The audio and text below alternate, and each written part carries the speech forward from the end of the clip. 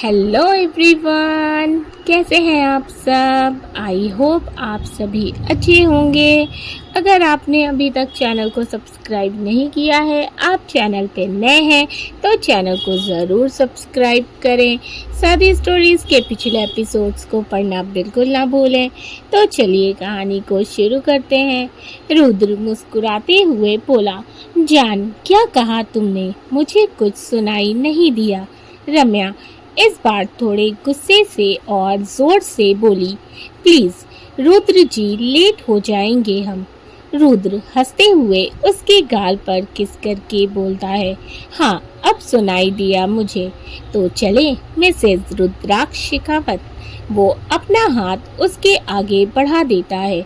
रम्या उसे देखकर बोली, सच में बहुत ज़िद्दी हैं आप रुद्र जी, और मुस्कुराकर उसका हाथ थाम लेती है। दोनों फार्म हाउस के लिए निकल जाते हैं क्योंकि पार्टी वहीं पर थी। रुद्र ने पार्टी अपने फेवरेट फार्म हाउस पर रखी थी। इधर पार्टी में कार्तिक कब से एंट्रेंस के पास खड़ा किसी का बेसब्री से इंतजार कर रहा था। आज उसने ब्लू कोट पैंट के साथ वाइट शर्ट पहनी थी जिसमें वो काफ़ी हैंडसम लग रहा था। कार्तिक बार बार अपनी कलाई पर बंधी घड़ी को देख रहा था। तभी उसके दिल में एक हलचल सी होती है। वो तुरंत नज़रें उठाकर देखता है तो उसकी नज़रें वहीं टिक जाती हैं। सामने से कुसुम आ रही थी। ऑलिव ग्रीन प्लेन सैटिन की साड़ी, स्लीवलेस ब्लाउज, खुले बाल जिसे उसने एक साइड किया हुआ था, कानों में वाइट पर्ल ईयरिंग और हाथों में matching pearl bracelet, light makeup, पैरों में हाई हील्स। वो काफ़ी खूबसूरत और क्लासी लग रही थी। कार्तिक की तो नज़रें ही उस पर ठहर जाती हैं, लेकिन कुसुम ने कार्तिक को नहीं देखा था। उसका पूरा ध्यान अपनी साड़ी पर ही था। वो अपनी साड़ी की प्लेट्स ठीक करते हुए आ रही थी। वो जैसे ही एंट्रेंस के पास आती है, कोई उसका हाथ पकड़कर एकदम से खींच लेता है और पीछे की तरफ ले आता है। वहाँ काफ़ी अंधेरा था, बस हल्की सी रोशनी आ रही थी। एक पल के लिए तो कुसुम घबरा जाती है, लेकिन जैसे ही सामने खड़े इंसान का चेहरा देखती है, उसके फेस पर सुकून और होठों पर मुस्कुराहट आ जाती है। सामने कार्तिक खड़ा उसे प्यार भरी नज़रों से निहार रहा था। कुसुम झूठी नाराज़गी दिखाते हुए बोली, ये क्या हरकत थी मिस्टर कार्तिक सहगल, क्या मैं जान सकती हूँ। कार्तिक उसकी कमर में हाथ डाल उसे अपने करीब खींच लेता है और उसके फेस पर आई लटों को किनारे करते हुए बोला, पहले आप ये बताइए, इतनी खूबसूरत लगकर किस पर बिजलियां गिराने का इरादा है आपका मिसेस सहगल। मेरे पास बस एक ही दिल है, और कितनी बार चुराएंगी आप उसे। उसकी बात सुन कुसुम शर्माते हुए धीरे से बोली, मिसेस सहगल नहीं, मिस शर्मा, अभी हमारी शादी नहीं हुई है। कार्तिक तुम कहो तो अभी चलकर कर लेते हैं, मैं तो कब से तैयार हूँ। कुसुम हल्के से उसके कंधे पर मार कर बोली, कुछ भी। अच्छा छोड़िए, मुझे रूमी से मिलना है। कार्तिक मुंह बनाकर बोला, क्या यार, एक तो आज तुम इतनी खूबसूरत लग रही हो और ऊपर से छोड़ने को बोल रही हो। मेरे इस मासूम दिल का कुछ तो ख्याल करो। कुसुम अपनी आंखें छोटी करके उसे घूरती है। कार्तिक अच्छा ठीक है, छोड़ दूंगा, लेकिन पहले एक किस तो मिल ही सकती है। वो जैसे ही कुसुम के ऊपर झुकता है, कुसुम अपने हील वाले पैर को जोर से कार्तिक के पैर पर दे मारती है। कार्तिक झटके से उसे छोड़ देता है और अपना पैर पकड़कर बोलता है, आउच यार, तुम कितनी जालिम हो, कितनी जोर से मारा है। कुसुम हंसते हुए बोली, मिल गई किस, अब चलें फ्यूचर हस्बैंड जी। और हंसते हुए वहां से चली जाती है। कार्तिक लंगड़ा कर चलते हुए खुद से बोला, कितनी जालिम है यार ये। शादी से पहले ये अपने होने वाले पति पर इतना अत्याचार कर रही है, शादी के बाद भगवान ही जाने मेरा क्या ही हाल करेगी। बाप रे बाप। वो दोनों अंदर आ जाते हैं। अंदर बहुत ही खूबसूरत डेकोरेशन की गई थी। फार्म हाउस को बहुत ही सुंदर तरीके से सजाया गया था। रंग बिरंगी लाइटिंग, कलरफुल बलून्स और सुंदर सुंदर फूलों से सब बहुत ही अच्छा लग रहा था। अरेंजमेंट काफ़ी ज़्यादा अच्छी की गई थी। पार्टी में सभी बड़े बड़े बिजनेसमैन और कई फेमस सेलिब्रिटीज़ भी आए हुए थे। साथ ही मीडिया भी थी जो कि उन्हें कैप्चर कर रही थी। सुमेर ने ब्लैक 3 पीस सूट पहना हुआ था। वो हमेशा की तरह क्यूट हैंडसम लग रहा था। अब उसका तो चार्म ही ऐसा था कि लड़कियां अगल बगल मंडराने लगती थी। और अभी भी वही हाल था। वो लड़कियों से घिरा खड़ा था। तभी उसकी नज़र एंट्रेंस की तरफ जाती है, जहां एक लड़की खड़ी थी। उसने ब्लैक कलर की साड़ी और फुल स्लीव ब्लाउज पहना हुआ था। उसकी पीठ सुमेर की तरफ थी। वो लड़की कोई और नहीं, सानवी थी। ब्लैक साड़ी, खुले हल्के कर्ल बाल, कान में छोटे छोटे इयररिंग्स, हाथों में मैचिंग बैंगल्स, हल्के से मेकअप में भी वो बहुत ही प्यारी लग रही थी। आज उसने अपने ग्लासेस भी निकाल दिए थे, जिससे उसकी काजल लगी आंखें और ज़्यादा प्यारी लग रही थी। सानवी एंट्रेंस के पास खड़ी कब से अपने हाथों की हथेलियां रब कर रही थी। वो बहुत ज़्यादा नर्वस फील कर रही थी, क्योंकि आज से पहले उसने कभी इतनी बड़ी पार्टी नहीं अटेंड की थी। वो तो किसी छोटी मोटी पार्टी या क्लब वगैरह में भी नहीं जाती थी, क्योंकि उसे ये सब नहीं पसंद था। पर ये पार्टी उसके बॉस की थी, इसीलिए उसे आना पड़ा। लेकिन अंदर इतने सारे हाई क्लास और अमीर लोगों को देखकर सानवी को बहुत ज़्यादा घबराहट हो रही थी, इसलिए उसकी अंदर जाने की हिम्मत नहीं हो रही थी और वापस वो ऐसे जा नहीं सकती थी। इसीलिए कब से एंट्रेंस के पास खड़ी खुद को अंदर जाने के लिए तैयार कर रही थी। तभी सुमेर उसके पास आता है और जाने कैसे वो पीछे से भी उसे पहचान गया था और इसका पता तो उसे खुद भी नहीं था। वो उसके पास आकर बोला, यहाँ क्यों खड़ी हो जानवी? क्या यही से सारी पार्टी एंजॉय करने का इरादा है? सानवी भोला सा फेस बनाकर बोली, सर जानवी नहीं सानवी। सुमेर आईब्रो रेस करके उसे देखता है, अंदर क्यों नहीं आ रही हो तुम? सानवी थोड़ा हिचकते हुए बोली, सर वो मैं। सुमेर वो मैं के आगे भी कुछ बोलोगी?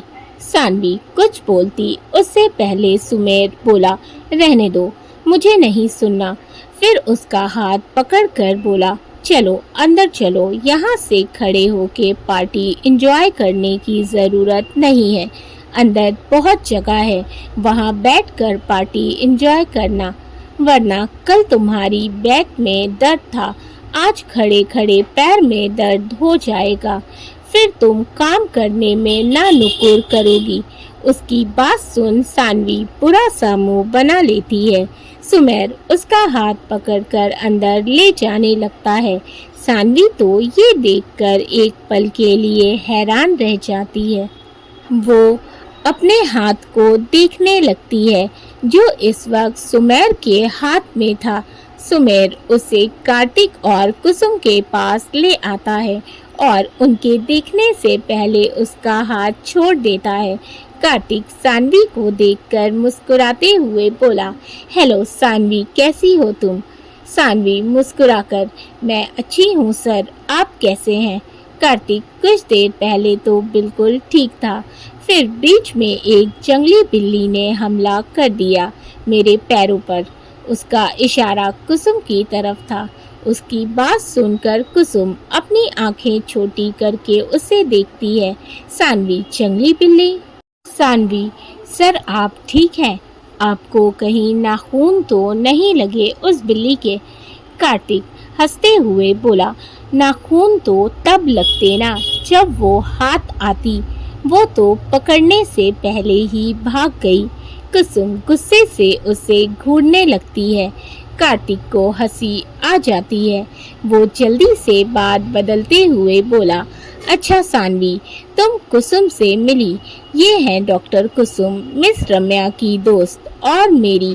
वो अभी इतना ही बोल पाया था कि उससे पहले कुसुम बोलती है, इनकी और सुमेर की दोस्त। कार्तिक, नहीं मेरी। वो फिर बोलने की कोशिश करता है तो कुसुम कसकर उसके हाथ पर अपने नेल्स चुभो देती है, जिससे कार्तिक के मुंह से एक जोर का आउच निकलता है। सानवी जल्दी से बोली, क्या हुआ सर? आप ऐसे चिल्लाए क्यों? कार्तिक कुसुम को घूर कर देखता है, फिर सानवी की तरफ देखकर बोलता है, कुछ नहीं। कुसुम मुस्कुराते हुए बोली, डोंट वरी सानवी, ये मिस्टर कार्तिक की आदत है ऐसे ही बीच बीच में चिल्लाने की। कार्तिक हैरानी और गुस्से वाले भाव से उसे घूरने लगता है। कुसुम मुस्कुराते हुए अपना हाथ आगे करके बोली, हाय, आई एम डॉक्टर कुसुम। सानवी भी मुस्कुराकर हाथ मिला लेती है और बोलती है, मैं सानवी सिंह, सुमेर सर की सेक्रेटरी। कुसुम, तुम बहुत ही प्यारी लग रही हो। सानवी, थैंक यू मैम, आप भी बहुत अच्छी लग रही हैं। कुसुम, थैंक्स, पर मुझे प्लीज मैम मत बोलो। तुम मुझे कुसुम दी बोल सकती हो, मुझे अच्छा लगेगा। सानवी मुस्कुराकर हाँ में गर्दन हिला देती है। तभी उसका फोन रिंग होता है। वो स्क्रीन पर शो हो रहे नंबर को देखती है तो उसका खिला हुआ चेहरा पल भर में मुरझा जाता है। कुसुम, क्या हुआ Saanvi? Everything is okay? Saanvi अपने इमोशन पर कंट्रोल करके हल्के से मुस्कुराकर बोली, सब ठीक है, मैं आती हूँ। और एक्सक्यूज मी बोल तुरंत वहाँ से चली जाती है। कार्तिक कुसुम से नाराजगी जताते हुए बोला, मैं बस तुम्हारा दोस्त हूँ और मुझे यूं ही चिल्लाने की आदत है।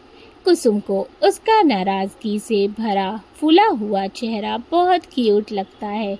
वो मुस्कुराने लगती है। कार्तिक उसे मुस्कुराता देख और गुस्सा हो जाता है। ठीक है, मुस्कुरा लो तुम, मुझे भी तुमसे बात नहीं करनी। वो नाराज होकर वहाँ से चला जाता है। कुसुम उसे रोकती है पर कार्तिक उसकी नहीं सुनता। कुसुम अपने सर पर चपत लगाते हुए बोली, अरे यार, ये तो नाराज हो गए, अब इन्हें मनाना पड़ेगा। कुछ देर में रुद्र और रम्या भी आ जाते हैं। अब आखिर ये रुद्र की ही तो पार्टी थी तो उसे सेंटर ऑफ अट्रैक्शन तो होना ही था। मीडिया वाले उसे देखते ही घेर लेते हैं। फिर उसके साथ रम्या को देखकर आखिर इतनी खूबसूरत लड़की एक पल के लिए तो वहाँ मौजूद सभी हैरान हो जाते हैं। सभी मीडिया वाले उनकी फ़ोटो लेने लगते हैं। रम्या थोड़ा अनकंफर्टेबल हो रही थी तो रुद्र उसका हाथ थाम लेता है और आंखों से उसे अपने होने का एहसास दिलाता है। तब रम्या अपनी घबराहट पर थोड़ा काबू करती है। मीडिया वाले फ़ोटो लेकर बोले, सर ये मैडम कौन है? ये आपकी क्या लगती हैं? रुद्र एक नज़र सभी पर डालकर एटीट्यूड से बोला, आपके हर सवालों का जवाब देने के लिए ही मैंने ये पार्टी रखी है, थोड़ा सब्र रखिए। उसके गार्ड आकर सभी मीडिया वालों को वहाँ से साइड कर देते हैं। रुद्र रम्या को लेकर पार्टी में आ जाता है। सानवी कॉल पर बात करती है। फिर कॉल कट कर देती है। इस वक्त उसकी आंखों में दर्द, गुस्सा, नफरत सब कुछ था। वो खुद पर काबू करती है और वहां से जाने लगती है। तभी सामने से आ रही लड़की से टकरा जाती है। वो लड़की जिसने ब्लैक कलर की बॉडीकॉन ड्रेस पहनी हुई थी, वो सिर्फ उसके थाई तक ही आ रही थी और उसके गोरे बदन को छुपा कम और दिखा ज्यादा रही थी। Short straight hair, dark makeup, कान में लॉन्ग डायमंड के इयररिंग, हाथों में डायमंड ब्रेसलेट, पैरों में ब्रांडेड हील्स। वो दिखने में काफी स्टनिंग लग रही थी। देखने में वो काफी सुंदर थी, लेकिन ये खूबसूरती, ये सुंदरता सिर्फ उसके देखने भर की ही थी, क्योंकि दिल तो उसका खूबसूरती में 1% भी नहीं था। वो लड़की घमंडी और बदतमीज थी। वो लगभग सानवी पर चिल्लाते हुए बोली, यू ब्लडी, देखकर नहीं चल सकती। सानवी को उसके बोलने का अंदाज बिल्कुल भी अच्छा नहीं लगता, लेकिन फिलहाल वो किसी से भी बहस नहीं करना चाहती थी, इसीलिए चुपचाप वहां से जाने लगती है। तभी वो लड़की उसका हाथ पकड़कर गुस्से से बोली, यू स्टूपिड गवार, पहले सॉरी बोलो। सानवी उसे देखकर बोली, देखिए मैम, गलती मेरी नहीं है, आपकी है। आप सामने से देखकर नहीं आ रही थी। वो लड़की चिल्लाती हुए बोली, हाउ डेयर यू, हिम्मत कैसे हुई तुम्हारी मुझे पलटकर जवाब देने की? जानती भी हो किसके सामने खड़ी हो? ईशा मल्होत्रा हूँ मैं, ईशा मल्होत्रा। वो बहुत घमंड से बोल रही थी। तुम जैसों की तो औकात भी नहीं कि मेरे सामने खड़ी हो सको, और तुम मुझसे जुबान चला रही हो। चुपचाप सॉरी बोलो और दफा हो जाओ यहाँ से, क्योंकि तुम जैसी मिडिल क्लास दिखने वाली लड़कियाँ आती ही ऐसी पार्टीज में सिर्फ अमीर लड़कों को फंसाने के लिए। उसकी बेहुदा बातें सुनकर सानवी को बहुत गुस्सा आता है। ईशा की बातें उसकी बर्दाश्त के बाहर हो गई थी। वो गुस्से से ईशा का हाथ झटक कर बोली, कंट्रोल योर टंग मैम। कहीं ऐसा ना हो कि आप दोबारा बोलने लायक ना रहें। और हाँ, क्या कहा आपने, मेरी औकात? मुझे मेरी औकात का बहुत अच्छे से पता है, और मुझे दूसरों की औकात याद दिलाना और मुंह तोड़ना भी बहुत अच्छे से आता है। मैं कुछ बोल नहीं रही, इसका ये मतलब बिल्कुल नहीं है कि आपके मन में जो भी आएगा आप वो दूसरों के लिए बोलेंगी। सानवी ये बोल गुस्से से उसे देखकर वहां से चली जाती है। ईशा लगभग चिल्लाते हुए बोली, हाउ डेयर शी इज, हिम्मत कैसे हुई इस ब्लडी गवार लड़की की कि मुझसे ऐसे बात करे। एक बार इस रम्या को ठिकाने लगाकर रुद्र को फिर से हासिल कर लूं, फिर इससे हिसाब बराबर करूंगी। आखिर है कौन ये? तभी वहां सूरज आता है। सूरज बंसल। सूरज ईशा को देखकर बोला, व्हाट हैपेंड बेबी, क्या हुआ? इतनी ज्वालामुखी क्यों बनी हो? ईशा गुस्से से बोली, बेबी माय फुट, हटो मेरे रास्ते से। वो उसे धक्का देकर वहां से जाने लगती है। तभी सूरज गुस्से से उसका बाजू पकड़कर झटके से अपने पास खींच लेता है और दांत पीसते हुए गुस्से से बोलता है, जब मैं सवाल करूं तो सीधे मुंह मुझे जवाब चाहिए, समझी?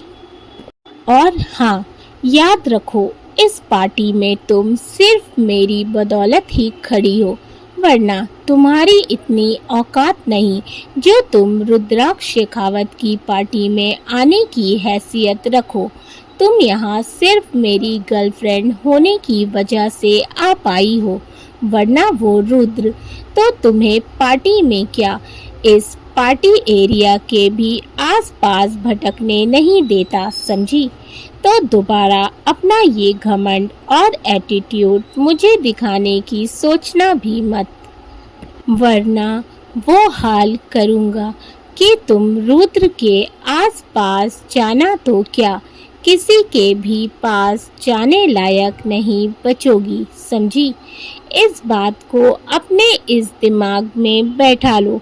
उसकी बात सुन ईशा को गुस्सा तो बहुत आता है, लेकिन वो कुछ नहीं बोलती और अपना हाथ छुड़ाकर चुपचाप वहाँ से चली जाती है। दोस्तों, आई होप कि आप लोगों को स्टोरी अच्छी लग रही है, कहानी पसंद आ रही हो तो वीडियो को ज़रूर लाइक कर दीजिएगा। चैनल पे नए हैं तो चैनल को सब्सक्राइब कर लें, साथ ही स्टोरीज़ को शेयर कर दिया करें। अपने फीडबैक मुझे ज़रूर दें। अगर आपने कहानी के पिछले एपिसोड्स नहीं पढ़े हैं तो लिंक डिस्क्रिप्शन बॉक्स में मेंशन है, वहाँ पर आपको कहानी के पिछले सभी एपिसोड्स मिल जाएंगे। तो इसी तरह से प्यार बनाए रखें। Thank you for watching and keep supporting. Love you all. मिलते हैं कहानी के अगले एपिसोड में।